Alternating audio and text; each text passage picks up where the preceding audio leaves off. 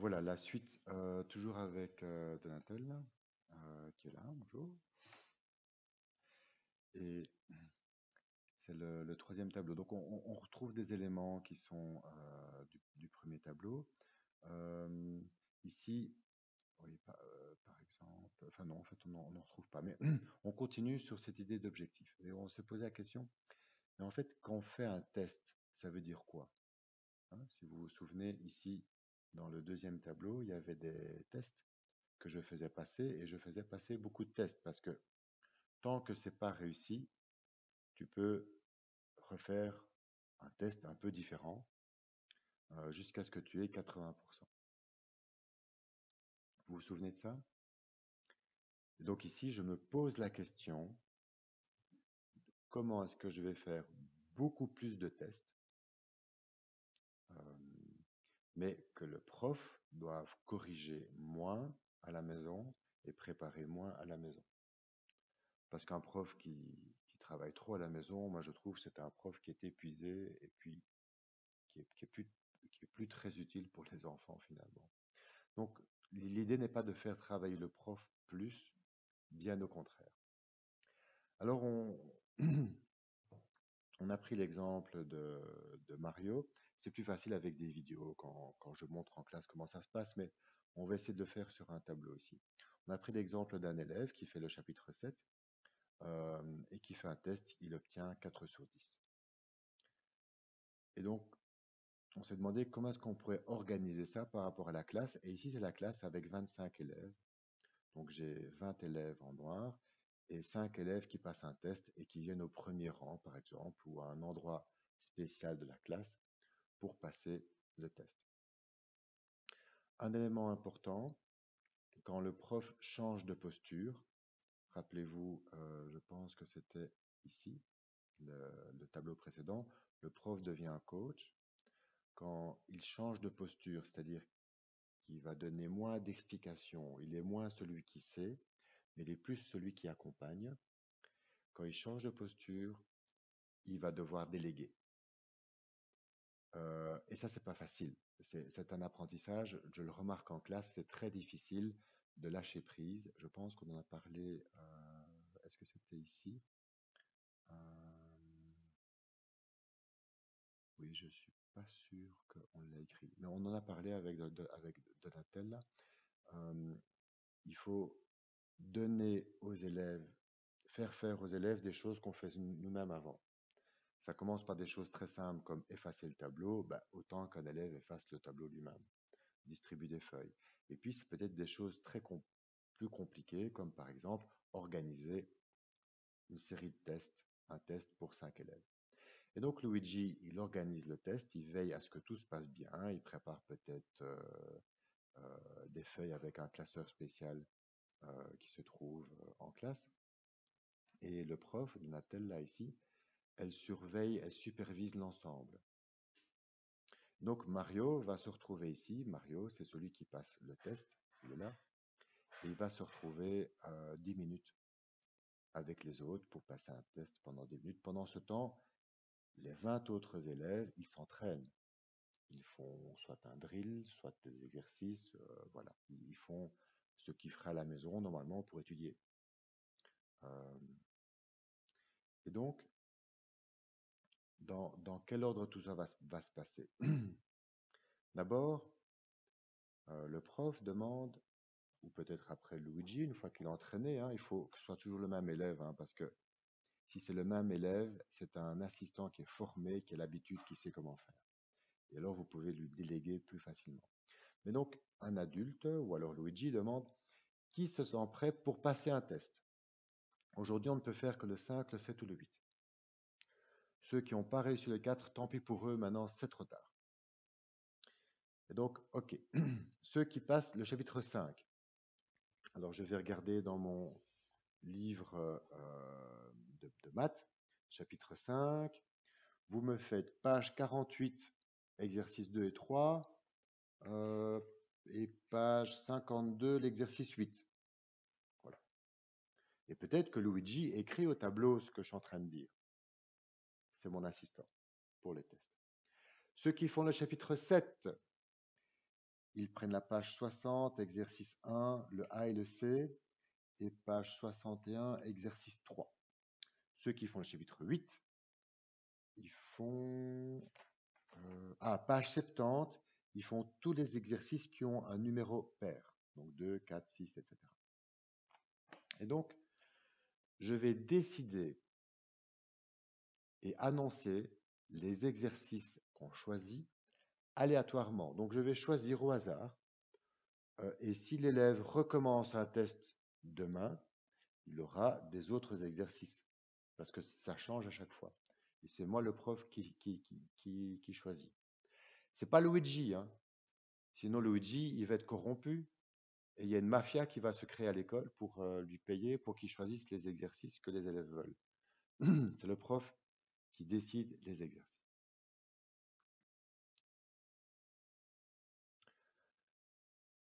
Donc, point 1, qui se sent prêt pour un test? Point 2, le prof décide et annonce les exercices. Peut-être que Luigi note au tableau. Le 3, on démarre le test et on dit OK. Ça dure 10 minutes.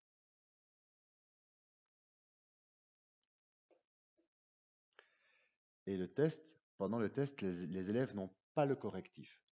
Et là, on s'est posé la question que s'ils prennent leur livre de mathématiques, il y a les réponses en bleu à côté de chaque exercice.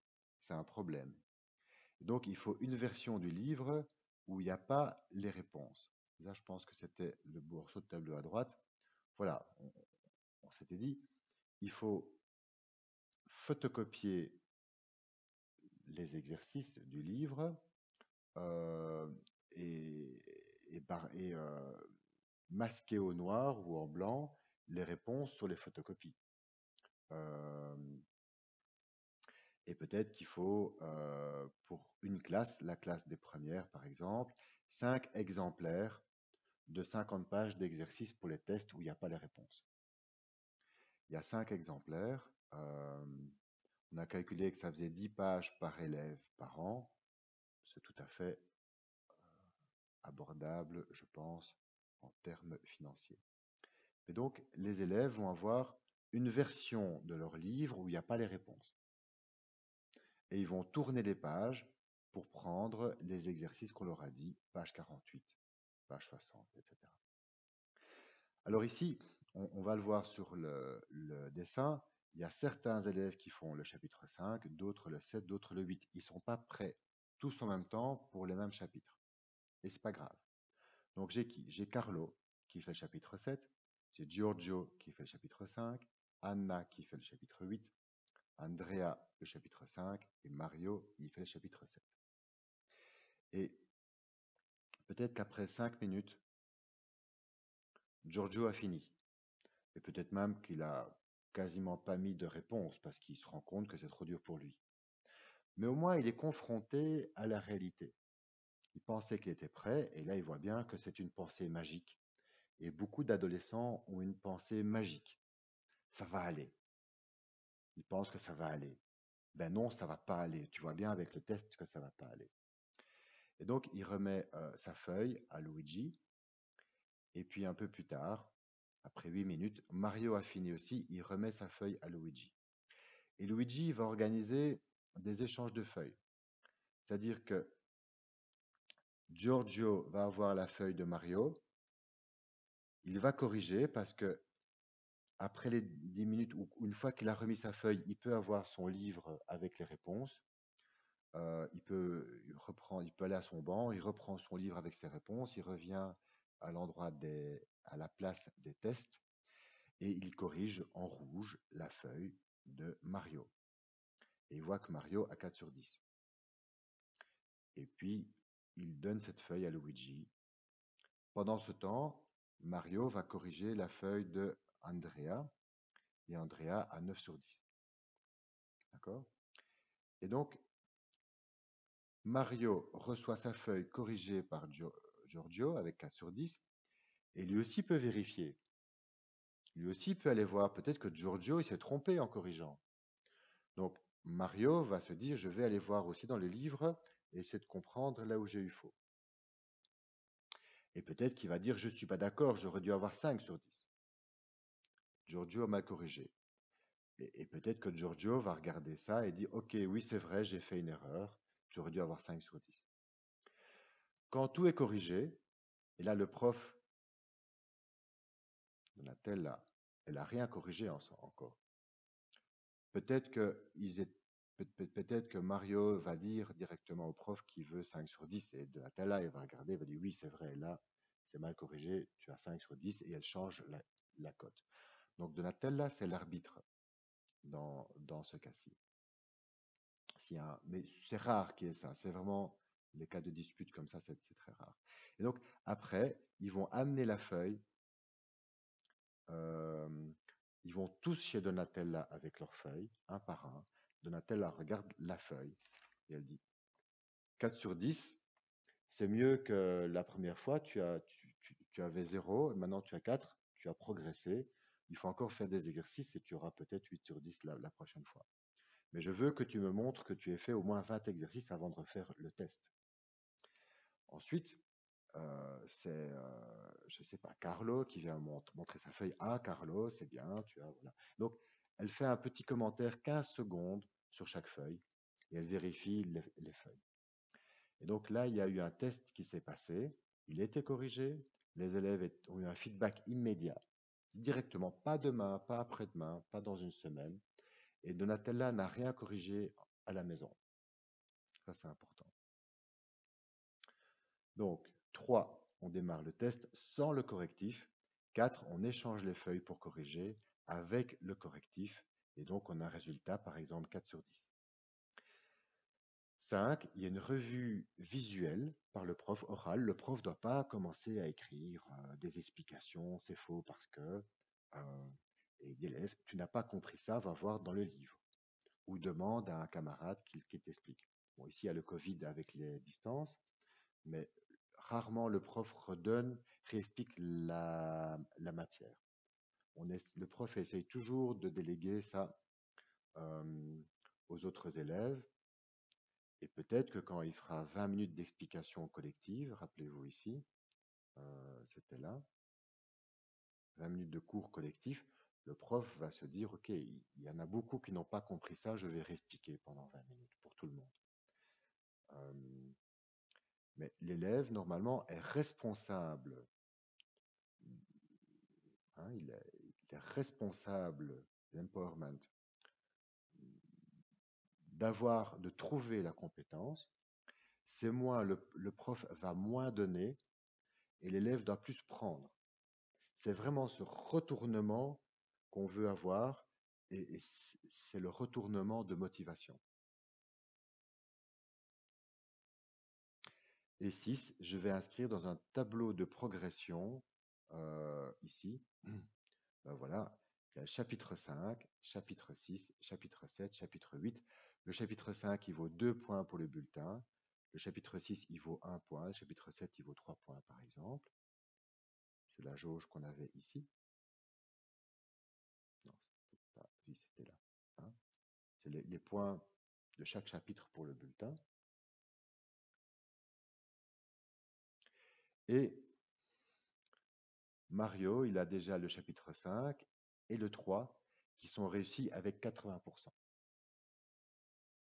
Et donc, il a déjà 5 points pour le bulletin. Il sait qu'il a déjà au moins 5 points pour son bulletin sur 10. Il peut en avoir plus, il reste un peu de temps et il pourrait réussir le chapitre 6, par exemple. Il y a aussi une interro ici récapitulative, avec tout mélangé en fin de période. Ça, c'est un test plus classique, comme vous faites maintenant, peut-être corrigé par le prof, parce que le prof veut de temps en temps voir de lui-même plus finement ce qui se passe chez les élèves. Et donc ici, Anna, elle sait déjà qu'elle aura 10 sur 10 au bulletin. Et peut-être que ça va arriver 15 jours avant la fin de la période. Et peut-être qu'Anna, elle va plus faire de maths au cours de maths. Peut-être qu'elle peut faire ses devoirs des autres matières. Elle a fini. Peut-être qu'elle peut aider un peu le prof, mais le deal, c'est que si tu as tout fini, tu as 10 sur 10 au bulletin, tu peux faire autre chose. Donc, le rôle de l'élève, c'est moins d'être présent en classe et d'écouter le prof. Le rôle de l'élève, c'est plus de je dois prendre pour avoir mes 10 points pour le bulletin. Et quand je les ai, c'est fini, basta. Parce que c'est important. Mario, il regarde Anna. Et Mario, il voit que quand c'est fini pour Anna, c'est fini pour Anna. Donc, pourquoi est-ce qu'on dit à Anna d'arrêter les maths quand elle a fini? C'est pas pour Anna. Anna, elle est forte, on s'en fout. C'est pas important. Elle va de toute façon réussir l'année prochaine. Ce qui est important, c'est Mario. Il va peut-être réussir, peut-être pas, on ne sait pas. Mais c'est de dire à Mario, si tu travailles dur, à un moment donné, c'est fini. C'est pas, euh, c'est pas comme Sisyphe, un travail sans fin. C'est pas une histoire qui se termine jamais. Non, quand c'est fini, c'est fini. Et les objectifs ont été très clairs au départ. Les objectifs ont été clairement dits au départ. On rajoute rien.